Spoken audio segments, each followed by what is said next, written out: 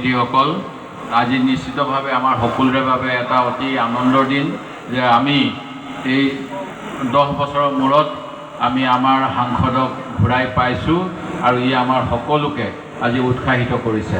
আৰু সেইকাৰণেই মই নিশ্চিত যে আমাৰ মহিলা কংগ্ৰেছৰ কৰ্মীসকলে ঘৰুৱা পিঠাৰে আপ্যায়ন কৰিছে আৰু এইটো তেখেতসকলৰ আমাৰ দলৰ প্ৰতি যেনেকুৱা এটা ভাৱ, যিটো মৰম, সেই মৰম তেখেতসকলে আজি সকলোৰে মাজত শ্বেয়াৰ কৰিছে।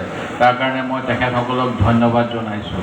আজি ইয়াত অহাৰ লগে লগে আমাৰ স্বাধীনতা সংগ্ৰামী কনকলতা বৰুৱাৰ স্মৃতিত আমি তৰ্পণ কৰিলোঁ আৰু আমাৰ যি ৰীতি নীতি, সেই ৰীতি নীতি অনুসৰি আমাৰ পূৰ্বসকলক আমি আজি যিসকলক আমি দাম, সেই তেখেতসকলৰ আমি আজি তৰ্পণ কৰিলোঁ।